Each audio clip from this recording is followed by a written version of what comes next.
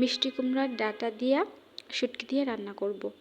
ওই দিন আমি মিষ্টি কুমড়া শাক ভাজি করছিলাম, ডাঁটাগুলো ফ্রিজে রেখে দিছি, ওগুলা বাইসা কুইটা ধুয়ে নিচ্ছি। আমি এটা ছুরি শুটকি দিয়ে রান্না করব। বড় একটা ছুরি শুটকি নিছি, এটা সুন্দর করে বাইসে কাইটে নিলাম।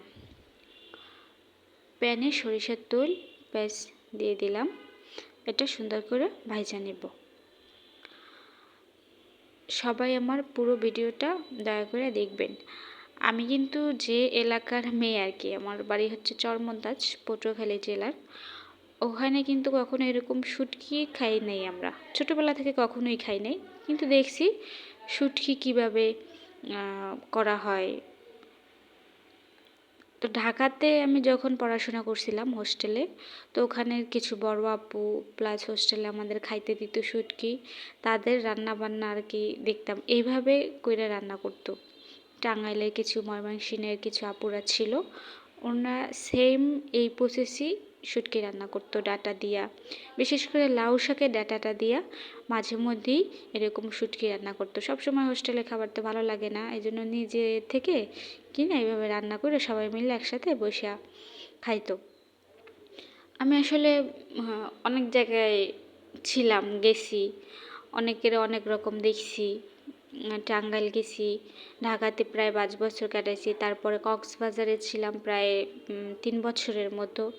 মানে অনেক রকম মানুষের সাথে মেশা, রান্না বান্না সব ব্যাপারে আর কি, তাদের থেকে একটু একটু শেখা, আর বাকিটা আমার আম্মুর থেকে শেখা। তো আমি সব মশলা দিয়া সুন্দর করে কষাই নিছি। পরে শুটকিটা আমি শুধু একটু হালকা গরম পানি দিয়ে ভাপ দিয়ে নিছি, কারণ এই ছুরির শুটকিটা থেকে কিন্তু মোটামুটি অনেক ভালো ফ্লেভার আসে। গরম গরম ভাতের সাথে এই ডাঁটার ঝোলটা কিন্তু অনেক বেশি ভালো লাগে। আপনারা চাইলে একবার ট্রাই করে দেখতে পারেন, অবশ্যই ভালো লাগবে। মশলা কষানো শেষ, ডাঁটাগুলো দিয়ে দিছি, একটু নাড়াচাড়া কইরা আমি একটা আলু দিছি ছোট ছোট করে কাইটা, মশলার সাথে ভালোভাবে মিশাই নিব।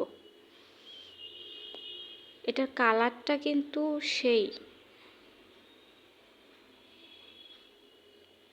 মোটামুটি মেশানো শেষ। আমি এটা 10 মিনিটের জন্য ঢাইকা দিব।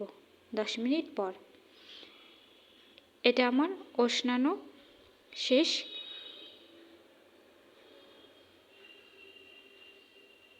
এখন এখানে আমি বেশি পরিমাণ পানি দেব, শুধু সেদ্ধ করার জন্য। ডাঁটা তো সেদ্ধ হইতে একটু সময় লাগে। আধা ঘন্টার জন্য দিয়ে দিলাম। আধা ঘন্টা পর আমার শুটকি রান্না শেষ। কেমন হয়েছে জানাবেন সবাই।